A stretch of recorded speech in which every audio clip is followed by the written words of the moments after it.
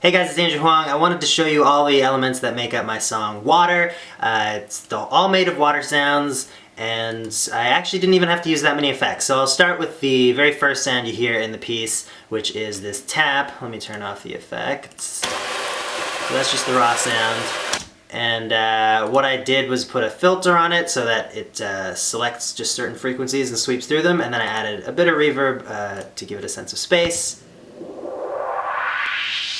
And then it sounds like that. Next up, this is just an ice. You know when you drop ice in water and sometimes it crackles?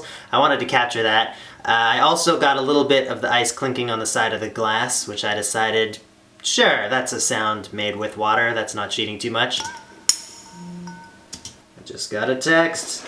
And yeah, so that was just a little kind of rhythmic bit of sound that I looped. What's next here? My computer's not going to play this back very well because it's really burdened by all these video files, but that's just the kind of clave sort of sound, and it's just a drop of water in a bowl. Here's another droplet that I used just as a very much just a droplet sound, and you can definitely hear those in the piece. This is what I use for the kick. It's just a tiny, tiny ice hit. You can see that I automated this volume envelope to just come in right when the ice hits. Because I was recording, this was just all the camera audio. I didn't use a microphone other than what's built into my camera, what I'm talking to right now. So there's a little bit of hiss in some of the sounds, just, you know, from the air around from a low quality mic.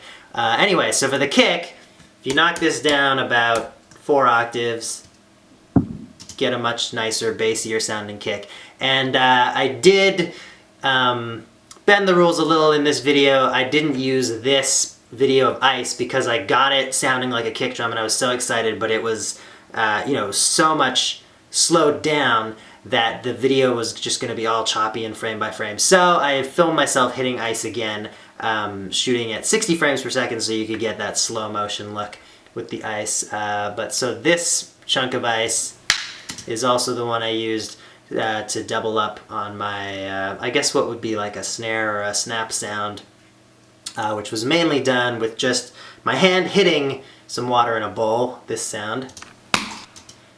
And what's next here? Oh yeah, I really liked how I got this hi-hat noise. I was just letting my faucet run and switching between the like steady stream and the spray.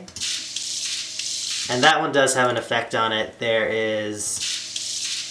this is a spectrum analyzer just so I can see what frequencies are happening. This filter basically took out all the frequencies other than a bit of treble. I'll play you what it sounds like with the filter off.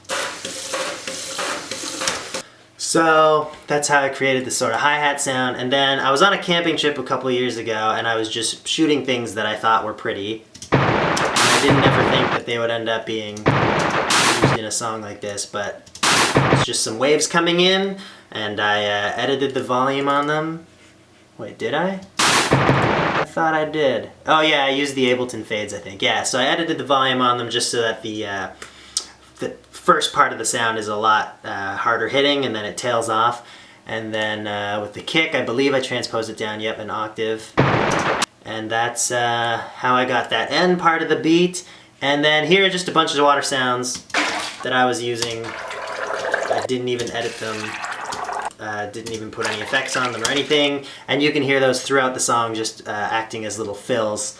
So yeah, if you haven't seen the song already, you should definitely check it out. You can hear all these elements being put together. I just realized I forgot to tell you about the wine glasses, which is just an essential element of this song. But basically what I was doing with these, I tuned them to my piano, so I had these 2 different wine glasses because I was trying to get a full scale. I didn't even know what I was going to do with this. I just knew I needed some notes in this water piece. And so I took a couple different wine glasses to get a range of tones, and I tuned them to the scale of G minor, I believe, on my piano. So I was just like pouring out a bit of water or adding a bit more just to get the note perfect. And then I think I got from a G up an octave and then 1 tone more up to an A.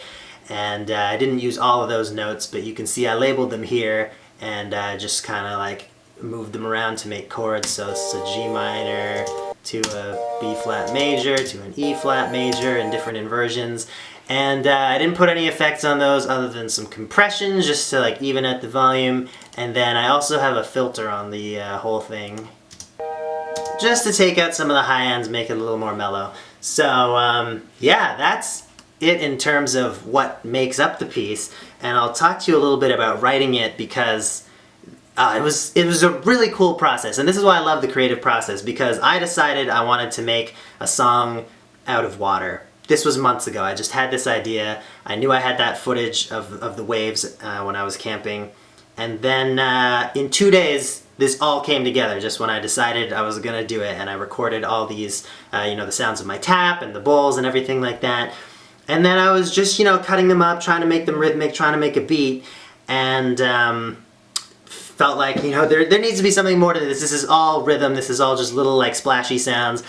We need some melodic or harmonic elements. So that's when I recorded the wine glasses, built those chords, thought that was beautiful. Felt like, well, you know, maybe I could sing on this. And humans are made up mostly of water, so that kind of counts still, right? And I just wrote the melody and the lyrics. This all came together in 2 days. And you know, writing, recording, video edit, all that stuff, all happened in 2 days. And I was writing the song, and I thought, you know, I wanted to make kind of a water metaphor. And I thought, you know, if humans, we're mostly made of water, and yet we're capable of love and wisdom and beauty and all kinds of things. And, you know, we're such complex creatures, but the majority of what we're made up of is just these simple little molecules.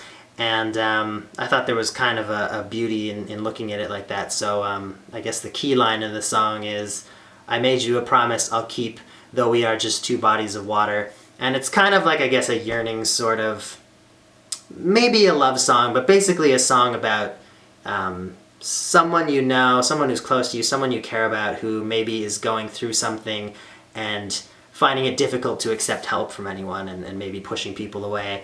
And I just kind of like that idea of, you know, water being the metaphor, like maybe we're not even that different from two lakes that are side by side, reflecting the stars at night, and yet we're so much more complicated than that. We have relationships, and we have feelings, and we have problems, and all kinds of things. So that's kind of where I was coming from lyrically. Thanks for stopping by. I'm sure this video is getting really long. So yeah, check out the video if you haven't seen it already. This is my second channel. You subscribe to that if you want more behind the scenes stuff. And I'll talk to you guys later. Bye.